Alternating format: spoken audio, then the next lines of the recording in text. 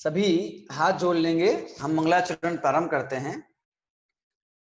नमो अरिहंताणं,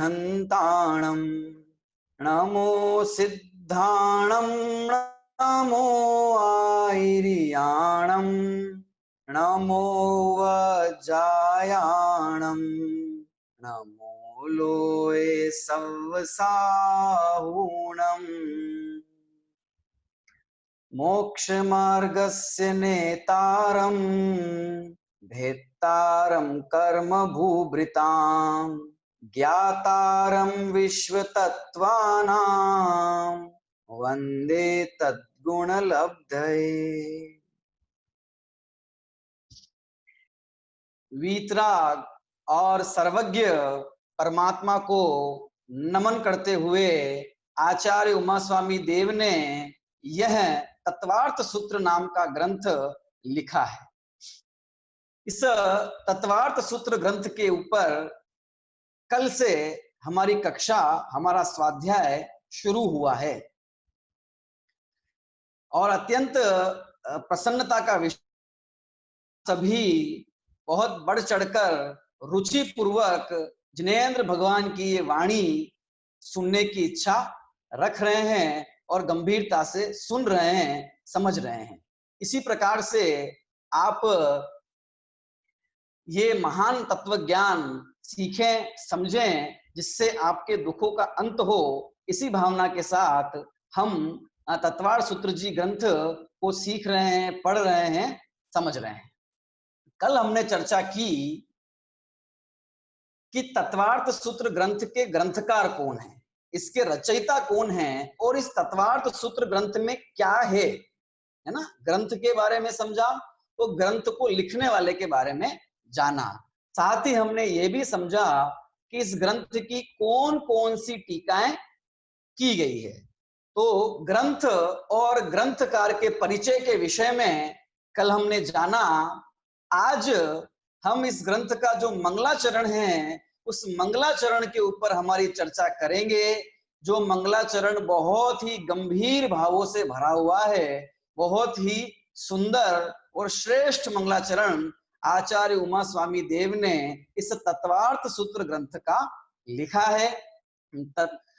मंगलाचरण आप सभी के सामने, जैसा कि मैंने कहा था कि आप सभी पुस्तक लेकर बैठे हैं तो होगा ही, और यदि नहीं भी है तो कोई दिक्कत की बात नहीं है। मैं अभी स्क्रीन पर तत्वार्थ सूत्र ग्रंथ जी का मंगलाचरण यहाँ पे शेयर करता हूं।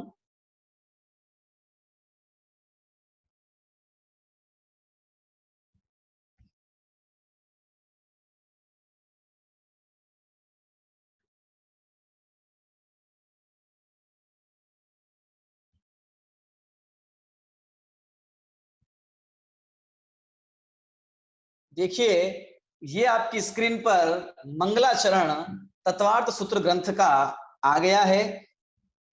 आइए हम सब मिलकर इस मंगलाचरण का पाठ करते हैं। मैं चाहूंगा कि एक बार आप, 2 बार मैं इस मंगलाचरण को बोलूंगा, आप सिर्फ सुने और सुनने के बाद तीसरी बार मैं आपसे बुलवाऊंगा और आपको बोलना है, ठीक है। मोक्ष मार्गस्य नेतारं, भेत्तारं कर्म भूभृतां, ज्ञातारं विश्वतत्त्वानां, वंदे तद्गुणलब्धये। मैं पुनः बोलता हूं, आप सभी ध्यान से सुनिए और स्क्रीन पर देखिए। मोक्ष मार्गस्य नेतारं, भेत्तारं कर्म भूभृतां, ज्ञातारं विश्वतत्त्वानां, वंदे तद्गुणलब्धये। अब मैं यहां से बोलूंगा और आप सभी अपने अपने घर पर बैठे हैं, आप सभी उसको रिपीट करेंगे, उसे पुनः बोलेंगे। शुरू करता हूं मैं, मेरे पीछे आप उसको रिपीट करना। मोक्ष मार्गस्य नेतारं, भेत्तारं कर्म भूभृतां, ज्ञातारं विश्वतत्त्वानां, वंदे तद्गुण लब्धये। तो इस प्रकार हमने ये मंगलाचरण का जो श्लोक है, इस श्लोक का पाठ कैसे करना है ये हमने अभी अभ्यास किया है।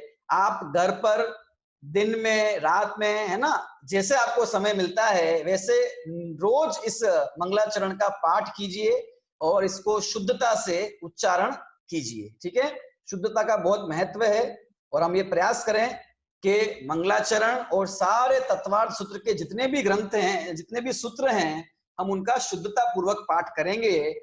मैं उन सबका जैसे जैसे क्रम आता जाएगा वैसे वैसे पाठ करवाऊंगा और आप सबको सूत्र पाठ करना है। न केवल पाठ करना है अपितु आपको ये सारा याद भी करना है। बहुत सरल है, कठिन नहीं है। रोज हम बहुत ज्यादा सूत्रों की चर्चा नहीं करेंगे, 1, 2, 3 सूत्रों पर बात होगी। आज हम मंगलाचरण पे बात कर रहे हैं तो आराम से धीरे धीरे याद करते जाइए, क्योंकि याद करेंगे तो विषय वस्तु दिमाग में, ख्याल में रहेगी। ये जो मंगलाचरण आपको 2 लाइन का दिख रहा है, ये मंगलाचरण कोई साधारण मंगलाचरण नहीं है। इस मंगलाचरण के ऊपर विद्वानों ने और आचार्यों ने न जाने कितने बड़े बड़े ग्रंथ लिख दिए। ये दिखने में हमें 2 लाइन का दिख रहा है, लेकिन इसका विस्तार जब आचार्यों ने किया तो बड़े बड़े ग्रंथ लिपिबद्ध हो गए, वे लिखने में आ गए हैं। उसके कुछ उदाहरण मैं आपके सामने प्रस्तुत करता हूं। तत्वार्थ सूत्र जी के मंगलाचरण के ऊपर, ये जो हमने पढ़ा है ना अभी, सिर्फ इस मंगलाचरण के ऊपर आचार्य समंत भद्र देव ने एक ग्रंथ लिख दिया, पूरा का पूरा ग्रंथ। और जिस ग्रंथ का नाम है देवागम स्तोत्र, उस ग्रंथ का नाम है देवागम स्तोत्र, जिसका दूसरा नाम आप्त मीमांसा भी है, जिसका दूसरा नाम आप्त मीमांसा भी है। ये देवागम स्तोत्र में 114 श्लोक हैं। इस श्लोक का भाव समझाने के लिए आचार्य समंत भद्र देव ने 114 श्लोक लिख दिए सिर्फ मंगलाचरण के ऊपर। और कल हमने एक टीका के बारे में सुना था जो आचार्य समंत भद्र देव ने लिखी थी और जो प्राप्त नहीं है अभी। क्या नाम था उस टीका का? हाँ, महाभाष्य। कौन सा महाभाष्य? गंधहस्ती महाभाष्य। तो ये कहा जाता है कि वो गंधहस्ती महाभाष्य का मंगलाचरण है वो देवागम स्तोत्र। वे जो आप्त मीमांसा जिसे हम ग्रंथ कहते हैं ना, वो उस गंधहस्ती महाभाष्य का केवल मंगलाचरण है। जैसे तत्वार्थ सूत्र का मंगलाचरण है ना एक श्लोक में, वैसे वो 114 श्लोक, जिसे वहां पे कारिका कहा गया है श्लोक को, तो 114 कारिकाओं में वो केवल गंधहस्ती महाभाष्य का मंगलाचरण आचार्य समंत भद्र देव ने लिखा है। और जो उस ग्रंथ का मंगलाचरण है वो अपने आप में एक ग्रंथ बन गया है और वो उपलब्ध है, देवागम स्तोत्र। और वो देवागम स्तोत्र इस मोक्ष मार्ग से नेतारम वाले श्लोक की टीका है। आया आपको समझ में कि आचार्य समंत भद्र देव ने इस श्लोक के ऊपर 114 श्लोकों की ग्रंथ लिख दिया पूरा, इसका नाम है देवागम स्तोत्र। इसका नाम है देवागम स्तोत्र, है ना? हाँ, तो मैं समझता हूं ये बात आपको समझ में आई होगी।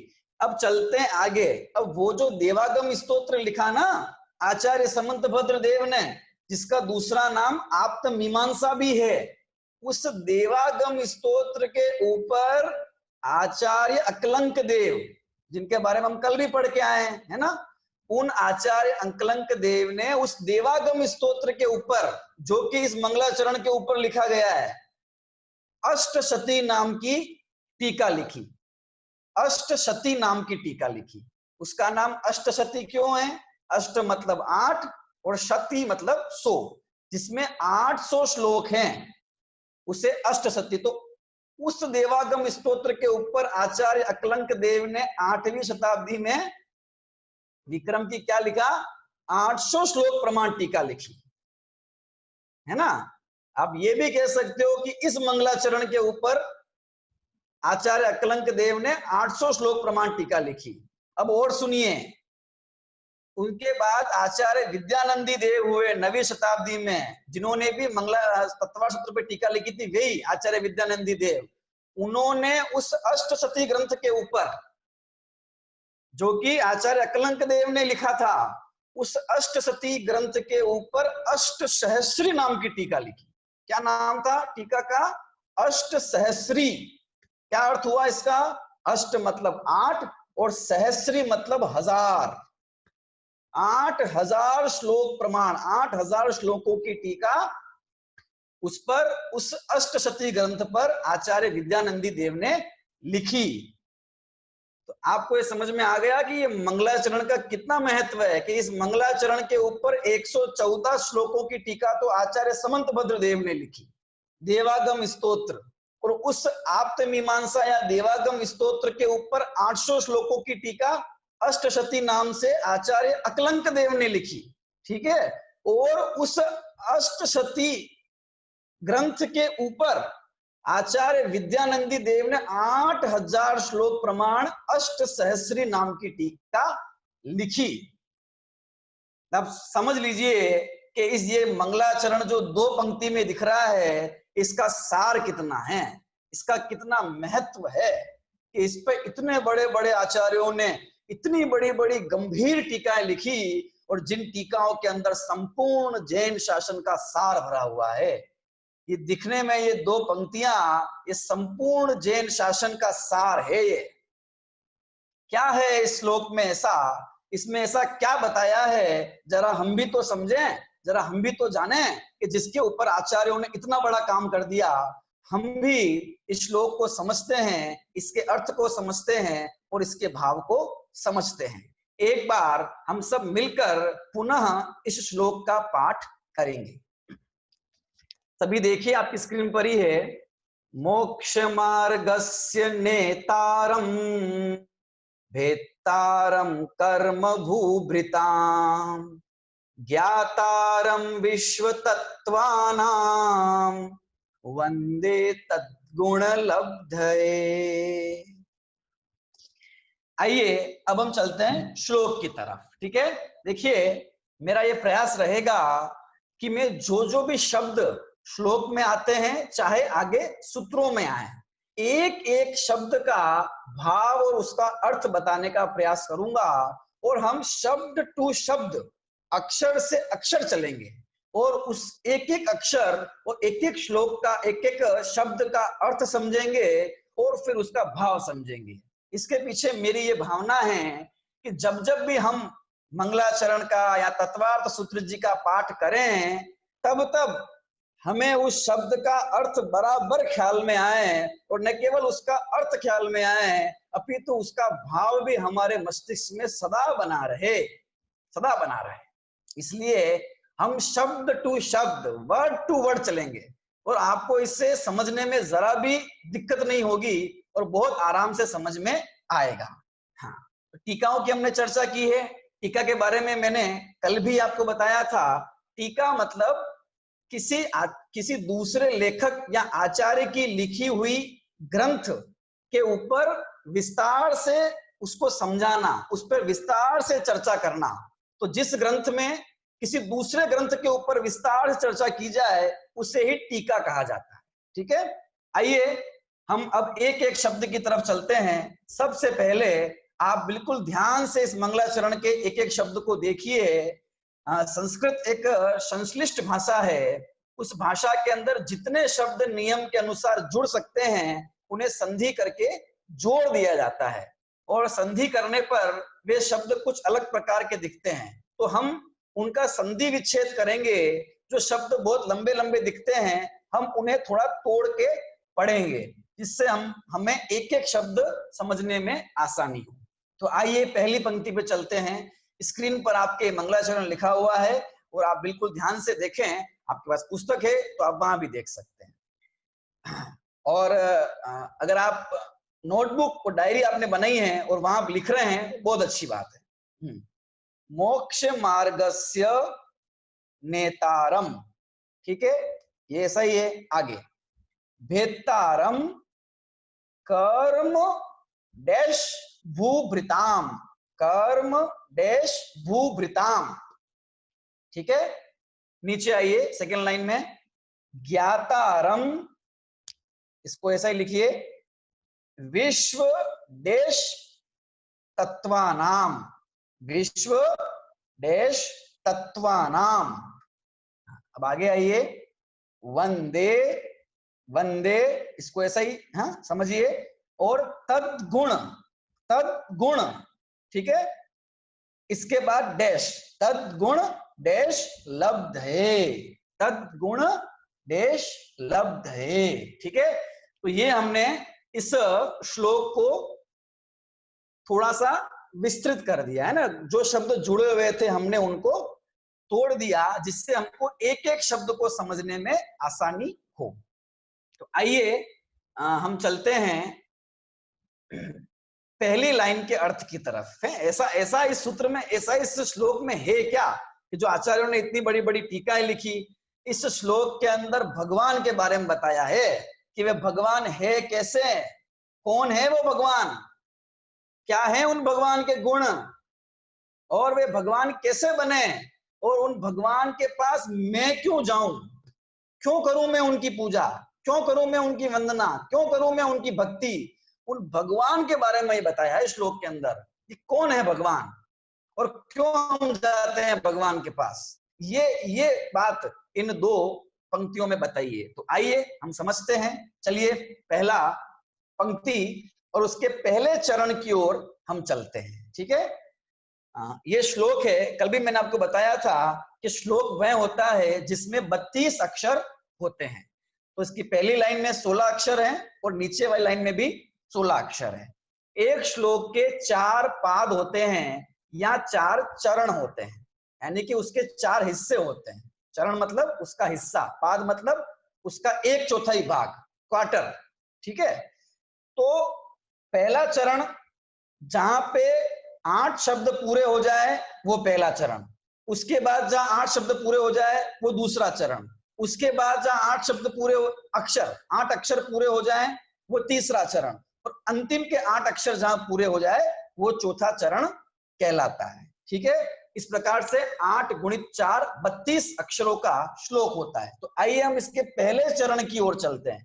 तो पहला चरण क्या है, देखो, मोक्ष मार्गस्य नेतारम, ये हो गया पहला चरण। यहां पे आप चाहो तो कोमा भी लगा सकते हो समझने के लिए। ठीक है ना। अभी दूसरा चरण कौन सा है, भेदारम कर्म भूभृताम। ठीक है, अभी हम गिनेंगे तो हमें 8 अक्षर मिलेंगे। ये जो आधा अक्षर है, जैसे कि मो, फिर क्ष, फिर मा, फिर ग, 4 हो गए। आधे अक्षर की गिनती इसमें नहीं होती है, तो छोड़ दीजिए इसको। य 5 हो गए, ने, ता और रम 8 हो गए ना। इसी प्रकार सब में 8 है। तो दूसरा चरण हो गया भेदारम कर्म भूभृताम। तीसरा चरण हो गया ज्ञातारम विश्व तत्वानाम, यहां कोमा लगा दीजिए। और चौथा चरण हो गया वंदे तद्गुण लब्धे। तो इस प्रकार से एक श्लोक में 4 चरण होते हैं और वे 4 चरण हमारे सामने आ गए। अब आइए हम चलते हैं पहले चरण का भाव, उसका अर्थ समझते हैं। सबसे पहले हम सरल हिंदी में इसका अर्थ समझेंगे। ठीक है, तो मोक्ष मार्गस्य नेतारम, मोक्ष मार्गस्य मतलब मोक्ष के, मोक्ष मार्ग के, मोक्ष मार्गस्य मतलब मोक्ष मार्ग के, नेतारम मतलब नेता को, मोक्ष मार्ग के नेता को। ठीक है, आगे आइए, भेदारम, भेदारम मतलब भेदने वाले को, नष्ट करने वाले को, भेदता को, भेदता मतलब नाश करने वाला। तो भेदता को, किसके भेदता को, के कर्म भूभृताम, कर्म तो हम जानते ही हैं, ज्ञानावरणादि कर्म है ना। और भूभृताम, भूभृत, भूभृत मतलब होता है पर्वत, और भूभृताम मतलब पर्वतों के, कर्म रूपी पर्वतों के भेदता को, मोक्ष मार्ग के नेता को और कर्म रूपी पर्वतों के भेदता को। ठीक है, आइए तीसरे चरण की तरफ। ज्ञातारम विश्व तत्वानाम, ज्ञातारम मतलब ज्ञाता को, ज्ञातारम मतलब ज्ञाता को, किसके ज्ञाता को? के विश्व तत्वानाम। विश्व मतलब दुनिया, संसार, लोकालोक, और विश्व का अर्थ होता है संपूर्ण, सारा, उसे भी विश्व कहते हैं, ठीक है। तत्वानाम, तत्व मतलब पदार्थ, है ना। जितनी भी लोकालोक में वस्तुएं, अर्थात सारे लोकालोक को, विश्व के सारे पदार्थों को, संपूर्ण तत्वों को, लोकालोक को, तो संपूर्ण लोकालोक के ज्ञाता को, संपूर्ण तत्वों के ज्ञाता को, मोक्ष मार्ग के नेता को, कर्म रूपी पर्वतों के भेदता को, और विश्व तत्व के ज्ञाता को वंदे। वंदे मतलब वंदन करता हूं। वंदन, वंदे मतलब वंदन करता हूं। अब क्यों करता हूं वंदन? मोक्ष मार्ग के नेता को, कर्म रूपी पर्वतों के भेदता को, और विश्व तत्व के ज्ञाता को वंदन क्यों करता हूं?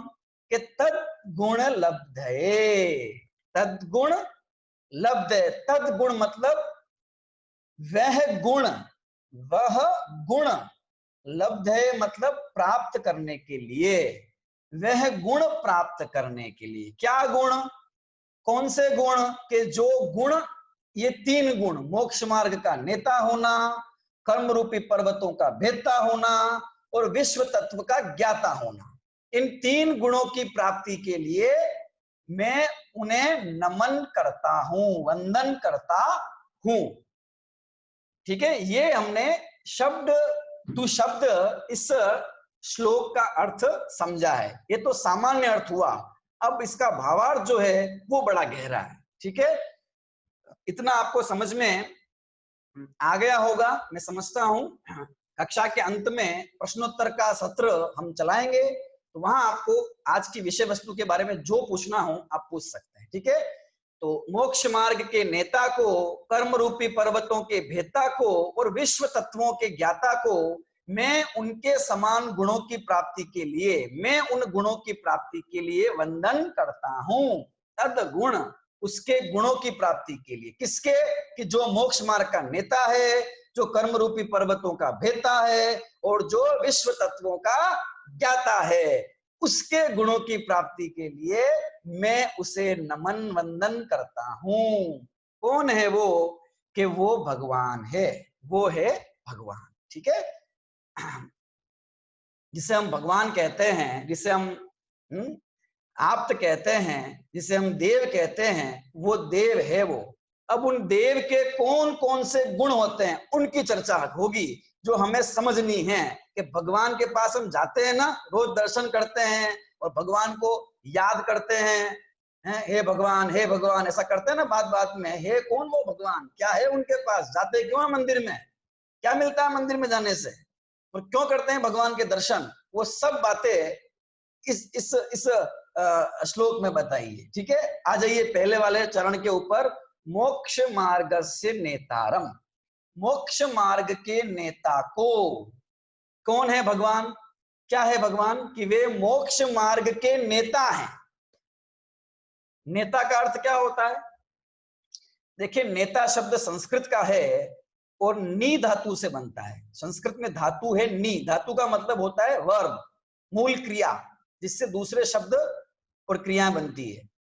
तो नी मतलब नी धातु, ठीक है, ये से शब्द बनता है नेतारम। तो नी धातु का अर्थ होता है ले जाना। क्या होता है? नी का अर्थ ले जाना। तो नेता मतलब जो ले जाए उसका नाम नेता, जो ले जाता है उसका नाम नेता। कहां ले जाता है? किसका नेता? किस चीज पे? कि मोक्ष मार्ग का नेता, कि जो मोक्ष मार्ग का नेता है, जो मोक्ष मार्ग का नेता है, पहला गुण। तो ये मोक्ष मार्ग का नेता है, अर्थात मोक्ष के मार्ग पर ले जाता है। तो ये मोक्ष के मार्ग पर कैसे ले जाता है? कि मंदिर में हम जाते हैं और भगवान को याद करते हैं और उनकी पूजा करते हैं, तो हमको ले जाते होंगे मोक्ष मार्ग के ऊपर, या फिर उनको प्रसन्न करने के लिए कुछ करिए, कुछ करते हैं, अलग अलग प्रकार की तप तपस्याएं, तो वे ले जाते होंगे। या फिर वो आते होंगे, हम उन्हें याद करते हैं ना कि हे भगवान आओ, हे भगवान आओ, तो वे आते होंगे और हमारी उंगली पकड़ के हमें उस मोक्ष मार्ग पर ले जाते होंगे। कुछ ऐसा होता है क्या? कि नहीं नहीं, ऐसा नहीं। तो क्या कि मोक्ष मार्ग का उपदेश देते हैं। वे क्या करते हैं, हमें मोक्ष मार्ग का उपदेश देकर उस मोक्ष के मार्ग पर ले जाते हैं। ये मोक्ष मार्ग क्या चीज है, इसके बारे में तो पहले सूत्र में बताया है, फिर भी मैं आपको संक्षेप में बता देना चाहता हूं। मोक्ष का मतलब मुक्ति, छूट जाना। मोक्ष का अर्थ क्या होता है, शब्द का अर्थ मुक्ति। कि किससे मुक्ति, कि दुखों से मुक्ति। जितने हमारे दुख हैं उनसे मुक्ति, दुखों से मुक्ति मतलब सुख की प्राप्ति, सच्चे सुख की प्राप्ति। और मार्ग मतलब रास्ता। तो क्या अर्थ हुआ कि सच्चे सुख का रास्ता बताने वाला। पहला गुण क्या हो गया कि जो हमें सच्चे सुख का रास्ता बताता है। तो कैसे बताता है कि वह अपने उपदेश द्वारा बताता है। भगवान अपने उपदेश द्वारा हमें मोक्ष मार्ग पर ले जाते हैं, सच्चे सुख के रास्ते पर ले जाते हैं। इसलिए वे मोक्ष मार्ग के नेता है ना। उनकी जो वाणी है वही उनका शासन है। कल थी ना वीर शासन जयंती, तो शासन का मतलब क्या हुआ कि वाणी। वीर भगवान की जो वाणी है उसी का नाम है वीर शासन। तो जिनेंद्र भगवान की जो वाणी है उसी का नाम है जिनवाणी। और वह जिनवाणी के द्वारा, उनकी जो वाणी खिरती है, अरहंत भगवान की, तीर्थंकर भगवंतों की जो वाणी खिरती है, उस वाणी के माध्यम से, उस वाणी को जो जानता है, वह वाणी हमारे पास में आज शास्त्रों के रूप में उपलब्ध है।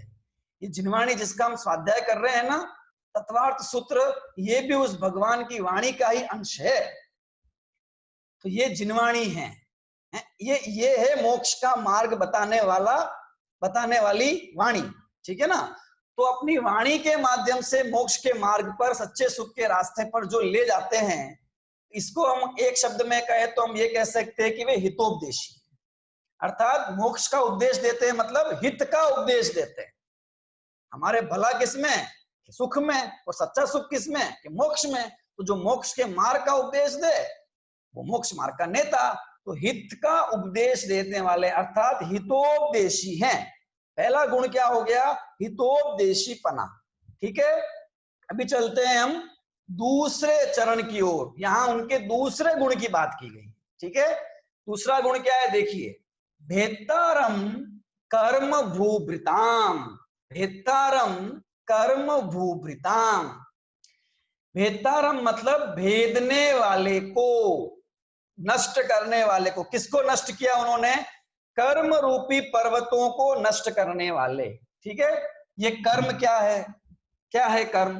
तो कर्म के बारे में हम सबने सुना है कि ये ज्ञानावरणादि 8 कर्म होते हैं, जिन्हें द्रव्य कर्म कहा जाता है। ठीक है। तो यहाँ पर जो कर्म है उनसे हमें उन 8 कर्मों को नहीं लेना है, हमें यहाँ केवल 4 कर्मों को लेना है, जिसे गातिया कर्म कहा जाता है। कुल कर्मों की संख्या, कर्म कितने प्रकार के, 8 प्रकार के, उसमें से 4 तो है गातिया कर्म और 4 है अगातिया कर्म। ये द्रव्य कर्म की बात कर रहा हूं। ठीक है। वो जो 4 गातिया कर्म है उनकी यहाँ पे बात है। ठीक है। अभी आपके मन में शंका आएगी कि यहाँ तो ऐसा कुछ लिखा नहीं है, ना तो गाति कर्म लिखा है, ना 4 कर्म लिखा है, फिर आप ऐसा कैसे कह रहे हैं। उस बारे में हम बात करेंगे। उस प्रश्न का जवाब भी इसी श्लोक के अंदर दिया हुआ है कि 4 गातिया कर्मों रूपी पर्वतों के क्या है, वो भेदता।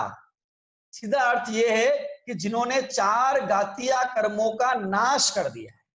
ये तो हो गई द्रव्य कर्म की बात। पर वे द्रव्य कर्म जिस निमित्त से आते हैं उन भाव कर्म को भी यहाँ लेना है। कर्म का मतलब द्रव्य कर्म और भाव कर्म दोनों को ग्रहण करना है यहाँ पर है। नो कर्म के प्रति भी उनकी आसक्ति नहीं है तो वो भी ले सकते हो, पर मुख्य रूप से 2 लीजिए, द्रव्य कर्म और भाव कर्म। तो भाव कर्म क्या है, द्रव्य कर्म तो ये हो गए गातिया अगातिया, वे 8 प्रकार के, जिसमें से आपने ये बताया कि जो 4 गातिया कर्म हैं उनका उन्होंने नाश किया। ठीक है। तो भाव कर्म मतलब जिन भावों के कारण वे कर्म हमें बंधते हैं, जिन भावों के निमित्त से वे कर्म हमें बंधते हैं।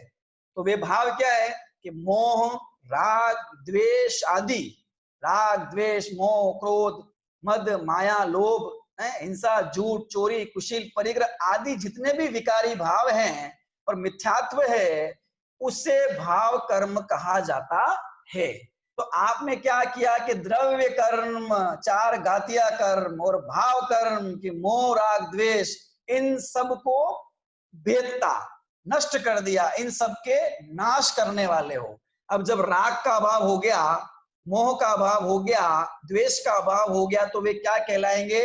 बीत गया है राग जिसका, तो क्या हो गए? वीतराग, वीतरागी हैं। अगर इस छोटे रूप, जैसे हमने इसको हितोपदेशी कहा ना, ऐसे इस दूसरे गुण को क्या कहेंगे हम? वीतरागी, जिन्होंने मोह राग द्वेष को जीत लिया है, जिन्होंने कर्म रूपी पर्वतों को भेद दिया है, द्रव्य कर्म भाव कर्म पर विजय प्राप्त कर ली है।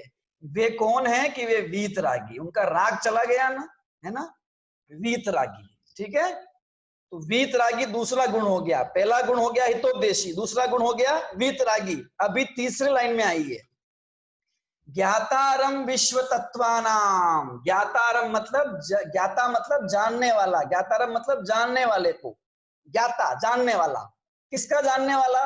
विश्व तत्वानाम। विश्व मतलब ये दुनिया, ये लोकालोक, ये संपूर्ण विश्व, इसमें जितने भी तत्व, जितने भी द्रव्य हैं, जितने भी वस्तुएं हैं, उनको जो जानता है, विश्व तत्वों का जो ज्ञाता, लोकालोक का जो ज्ञाता है। लोकालोक को कैसे जानता है? कि लोकालोक में जितनी वस्तुएं, जितने द्रव्य हैं, जीव, पुद्गल, धर्म, अधर्म, आकाश काल, सारे, उनका जितना भूतकाल बीत गया वो सब जानता है।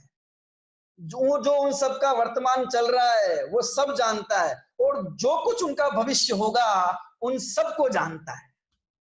तो किसका? किसी एक पदार्थ का? कि नहीं नहीं, जितने पदार्थ हैं लोक में, मूर्तिक और अमूर्तिक, चेतन और अचेतन, सारे लोक को वो भूतकाल भी जानता है, उनका वर्तमान भी जानता है, और उनका भविष्य काल भी वह जानता है। तो कैसे जानता है? भूतकाल को जान लिया होगा, भूतकाल में, वर्तमान को भी जान रहा है, भविष्य को जब आएगा तब। ऐसा नहीं, उन सबको एक साथ जानता है। लोकालोक के समस्त पदार्थों की समस्त पर्यायों को, उनकी सारी अवस्थाओं को जो एक साथ एक समय में जानता है, वो है विश्व तत्व का ज्ञाता। अगर हम इसको शॉर्ट में कहें तो हम कह सकते हैं सर्वज्ञ। सर्व मतलब सब कुछ, ज्ञ मतलब जानने वाला, जो सब कुछ जानता है, भूत भविष्य वर्तमान, सारे पदार्थ, और एक साथ जानता है, एक समय में जानता है। वह कौन है? सर्वज्ञ। तीन गुण आ गए हमारे सामने। मोक्ष मार्ग से नेतारम से हितोपदेशी, भेत्तारम कर्म भूभृताम से वीतरागी, और ज्ञातारम विश्व तत्वानाम से सर्वज्ञ। सारे पदार्थों को एक साथ जानता है। पूजन करते हैं ना हम, पूजन में नहीं आती पंक्ति दीपक की? दीपक का छंद आता है ना देवशास्त्र गुरु पूजन में, क्या आता है? विज्ञान नगर के वैज्ञानिक, तेरी प्रयोगशाला विस्मय, केवल्य कला में उमड़ पड़ा संपूर्ण विश्व का ही वैभव, पर तुम तो उससे अति विरक्त, नित निरखा करते निज निधियां, अतएव प्रतीक प्रदीप लिए मैं मना रहा दीपावलियां। इतना सुंदर छंद है इसमें। बताइए कि आपके ज्ञान में सब आता है ना? तो वे सर्वज्ञ हैं। तीन गुण, हितोपदेशी, वीतरागी और सर्वज्ञ, उनको मैं वंदे, नमन करता हूं। क्यों करता हूं नमन? क्यों करता हूं नमन? वीतरागी होंगे तो होंगे ना, राग उनका गया है, राग तो उनका गया ना, मुझे क्या मतलब है? राग का भाव उनका हुआ, वीतरागी वो हुए, तो मैं क्यों उनको नमन करूं? ज्ञातारम सारी दुनिया की सब चीजों को एक साथ, अरे वो जानते हैं ना, तो मैं क्या करूं इसमें? मेरा क्या है? मैं क्यों उनको नमन करूं? कर्म पर्वतों को उन्होंने भेदा, विश्व तत्व को ज्ञाता भी वो हैं, तो मैं क्यों उनको नमन करूं? मेरा क्या है? तो कहते उनको नमन करो तद गुण लब्धे, उनके गुणों की प्राप्ति के लिए। अगर उनके जैसे गुण प्राप्त करना है, उनके जैसा बनना है। अगर भगवान जैसा बनना है तो भगवान का वंदन करो, भगवान का पूजन, भगवान का अर्चन उनके गुणों की प्राप्ति के लिए किया जाता है। जैसे गुण उनमें क्या है कि वे वीतरागी हैं और वे सर्वज्ञ हैं, इसलिए उनकी वीतरागता और सर्वज्ञता जैसी उनके पास है वैसी मैं भी अपने अंदर प्रकट करूं। हे भगवान, मैं इसलिए आपको नमन करता हूं। कैसे होगी प्रकट? वे तो वीतरागी हैं, प्रकट कैसे होगी उनकी? वे हमारे पास आने वाले तो नहीं है, बताने वाले तो नहीं है हमें आके, हमारा हाथ पकड़ के हमें मोक्ष मार्ग पे कोई ले जाने वाले तो नहीं है। ये तो बैठे हैं ध्यान में अपने, हैं, और विश्व तत्व को जान रहे हैं, तो हमें जान रहे हैं, हमारी तरफ ध्यान थोड़ी देते हैं वो क्या। फिर वो कैसे मुझे होगी प्राप्ति? कि ये आया ना पहले वाला गुण कि मोक्ष मार्ग से नेतारम, के मोक्ष मार्ग के नेता। अरे उनकी जो वाणी है, जो जिनवाणी है जिसे हम पढ़ रहे हैं, जो द्वादशांग रूप में है, उस जिनवाणी को पढ़कर जब उनका स्वरूप हमें समझ में आता है और उनके स्वरूप से हमें अपनी आत्मा का स्वरूप समझ में आता है, तो हमें ये वीतरागता और सर्वज्ञता का गुण प्रकट हो जाता है। तो हमें मोक्ष का मार्ग उन्होंने बताया, उस मोक्ष मार्ग पर जब हम चलते हैं तो हमें भी तद गुण लब्ध है, उनके जैसे गुणों की प्राप्ति हो जाती है। ये जैन धर्म है, दुनिया का कोई धर्म ऐसी बात नहीं करता कि भगवान की पूजा करो और भगवान बन जाओ। सब भक्त बनाने में लगे हुए हैं? कितनी ऊंची बात है।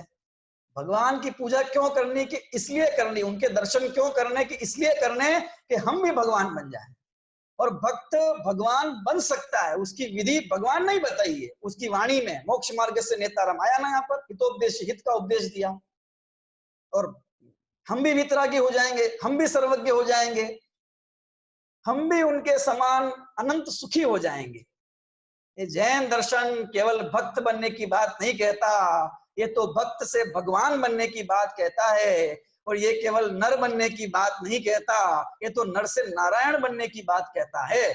इतनी ऊंची है चर्चा जैन दर्शन की कि कौन बन सकता है? कि जो भी बनना चाहे वो बन सकता है। हम में और आप में से जिसको मोक्ष जाने की इच्छा हो वो बन सकता है। कि क्या करें कि मोक्ष मार्ग के जो नेता उनकी वाणी है ना, उसको पढ़ो, समझो, जब समझ में आएगा, ग्रहण होगा, तो वो मार्ग प्रकट हो जाएगा। इतनी ऊंची और आनंदमय चर्चा है ये। भगवान की चर्चा सिर्फ भगवान की पूजा करने के लिए नहीं, भगवान जैसा बनने के लिए की जा रही है। उनकी पूजन वंदन तो हम करेंगे ही, तो वे इतने ऊंचे स्थान पे पहुंच गए हैं कि हमें उनका वंदन किए बिना हमें तो रहा ही नहीं जाता। मन से, भाव से तो हम सदा उनकी पूजा करते रहते हैं। मंदिर में जाकर द्रव्य पूजा भी करते हैं, देव भी करते हैं, सब करते हैं, लेकिन सिर्फ पूजा नहीं, अपितु उनके जैसा बन जाने के लिए, क्योंकि बना जा सकता है। लिखा ना आचार्य ने तद्गुण लब्ध है, इसके लिए, उनके गुणों की प्राप्ति के लिए, उनकी वीतरागता और उनकी सर्वज्ञता जैसे गुण हम भी अपने अपने अंदर प्रकट करें। इस परम पवित्र उद्देश्य के लिए हम उनकी वंदना और उनकी पूजन करते हैं। तो आज हमने इस श्लोक का अर्थ समझा और कुछ भाव समझा, है ना। अब वे वीतरागी क्यों हैं? भगवान को वीतरागी क्यों होना चाहिए? नहीं चलेगा काम अगर वे रागी द्वेषी हो जाए तो क्या दिक्कत है? ये वीतरागी होना क्यों जरूरी है?